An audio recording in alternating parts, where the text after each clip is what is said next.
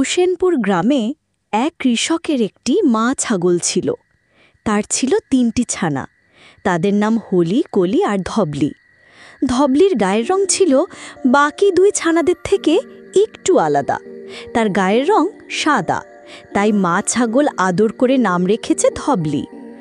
ধবলি ছিল তার ৩ ভাই বোনদের মধ্যে সবার ছোট, কিন্তু ছোট হলেও সে ছিল সবার থেকে দুরন্ত এবং কৌতূহলী। একদিন মা ছাগল তার ৩ ছানাদের ডেকে কিছু উপদেশ দিল। মা ছাগলটি ছানাদের উদ্দেশ্যে বলল, শোনো আমার আদরের ছানারা, তোমরা কখনো পাশের বনের দিকে যাবে না। বনে আমাদের শত্রুরা বাস করে। সব ছানারা মায়ের কথা মেনে চলল, কিন্তু ধবলি একদিন কৃষক ও তার বৃদ্ধ বাবার কথোপকথন শুনল। কৃষক তার বাবাকে বলছিল, বনের পাশে জমিতে অনেক ভালো ঘন ঘাস হয়েছে, গরুগুলোকে একদিন ঘাস খাওয়াতে নিয়ে যাব। কৃষকের এই কথা শুনে ধবলির সবুজ ঘন ঘাস খাওয়ার লোভ হলো। সে মায়ের উপদেশ ভুলে গেল এবং মনে মনে চিন্তা করল বনের পাশের জমিতে যাবে ঘাস খেতে। সে একদিন কাউকে না বলে বনের উদ্দেশ্যে রওনা হলো। হঠাৎ দেখল তার সামনে নেকড়ের দল। সে ভীষণ ভয় পেল এবং দাঁড়িয়ে গেল। এদিকে মা ছাগল ধবলিকে খুঁজতে খুঁজতে বনে এসে দেখল ধবলির সামনে নেকড়ে। সে মনে মনে একটা বুদ্ধি বের করে বলল, আরে ও নেকড়ে ভাই, তুমি আমাদের পথ আটকেছ কেন? আমরা তোদের খাবো।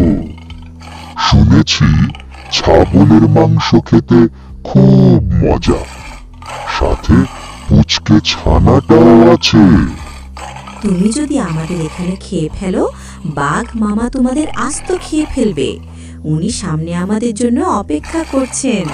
এখানে তোদের হাড্ডি মাংস সব খেয়ে নিলে বাঘ জানতেও পারবে না তোদের কে খেয়েছে। ওই যে দেখো, উনি টুনটুনি পাখিকে আমাদের পাহারায় রেখেছেন। এই কথা শুনে নেকড়ের দল ভয়ে মা ছাগল ও তার ছানাকে ছেড়ে দিল। এবারের মতন তারা প্রাণে বেঁচে গেলেও কিছু দূর সামনে এগোতেই দেখল মস্ত বড় চিতাবাঘ।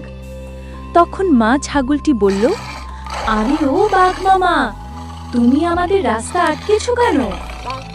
আমি তোদের খাওয়ার জন্য অপেক্ষা করছি।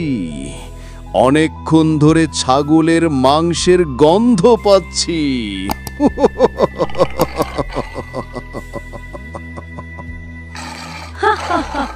তুমি ভুলেও এই সাহস করো না, কারণ সামনে বনের রাজা সিংহ আমাদের খাবার জন্য অপেক্ষা করছেন।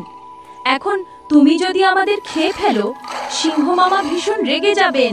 ওই দেখো, উনি কাঠবিড়ালিকে পাহারায় রেখেছেন। এই কথা শুনে বাঘ ছাগল ও তার ছানাটিকে ছেড়ে দিল। তারা কিছুটা রাস্তা এগোতেই দেখল অবাক এক কাণ্ড।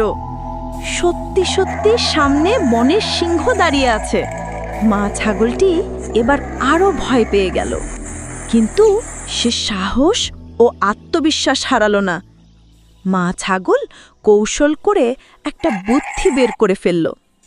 রাজামশাই, আমরা তো আপনার বাড়ির দিকে যাচ্ছিলাম। ভালোই হলো আপনি পথে অপেক্ষা করছেন। আরে বোকা ছাগল, আমি তো তোদের খাওয়ার জন্য এখানে অপেক্ষা করছি।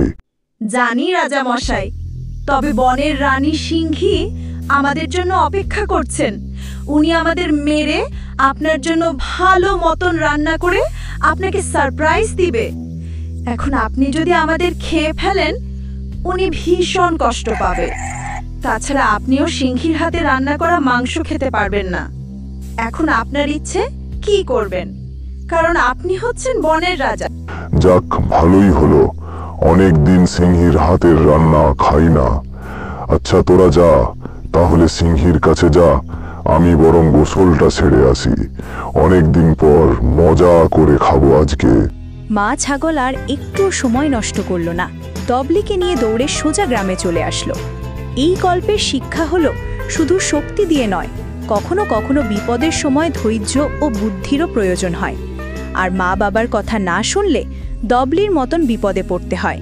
বন্ধুরা, আরও মজার মজার গল্প দেখতে চাইলে চ্যানেলটি এক্ষুনি সাবস্ক্রাইব করে পাশে বেল আইকনটিতে ক্লিক করে দাও।